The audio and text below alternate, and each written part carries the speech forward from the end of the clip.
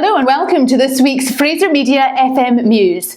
A NASA astronaut will take to the stage this week as the keynote speaker to elevate the audience at one of the Northeast's most prestigious business awards. Steve Bowen, who is a US Navy captain and former submariner, will share his experiences at the Elevator Awards, which are organised by Elevator and headline sponsor the Royal Bank of Scotland. Mr. Bowen, who is also heavily involved in community work offering youngsters inspiration and support, will also participate in an Elevator and Business Gateway Growth Masterclass during his time in the city. The awards, which are in their 16th year, showcase the best business talent across the Northeast. Mr. Bowen's attendance has been arranged in partnership with the International Space School Educational Trust.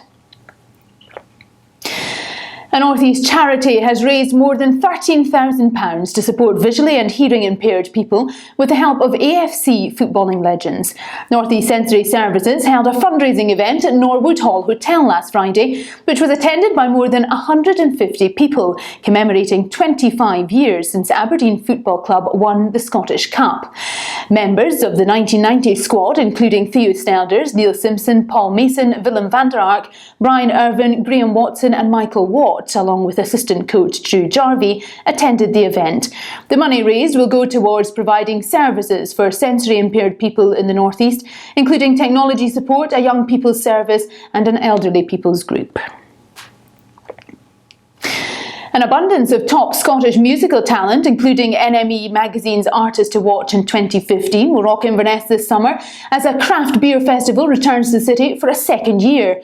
Northop, the Highlands and Islands' first large-scale indoor craft beer festival, takes place at Eden Court on Friday and Saturday, 21st, 22nd August, and will feature craft beer, artisan gin and fresh food, as well as the very best local music talent.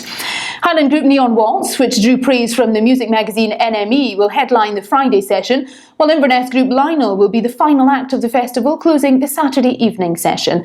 Festival organiser Michelle Russell said that Scotland does three things extremely well: beer, food and great music, and that's exactly what she's got lined up for Northop. A leading Northeast recruitment firm has put out a final call for all seafarers to undertake new security training ahead of mandatory deadlines coming into effect next week. Genesis Personnel, which has offices in Aberdeen and Peterhead, expanded its specialist training for the shipping and maritime industry following amendments to the standards of training, certification and watchkeeping by the International Maritime Organisation. Since the introduction of the new training, the recruitment firm has experienced a large intake of seafarers and is encouraging remaining maritime personnel to book up fast as spaces are limited. The new regulations, which first came into effect in 2012, state that everyone employed or engaged on board ships of any kind must complete formally recognised security training courses by next Wednesday, the 1st of July. A top Northeast storage and inspection firm welcomed clients and guests to its 80-acre site near Peterhead this week. Independent Oilfield Services was recently awarded planning permission by Aberdeenshire Council to press ahead with proposals to invest £10 million to develop a further 30 acres of the site. Visitors to the event at Longside Airfield near Peterhead were given the chance to view the facilities and try their hand at clay shooting and golf.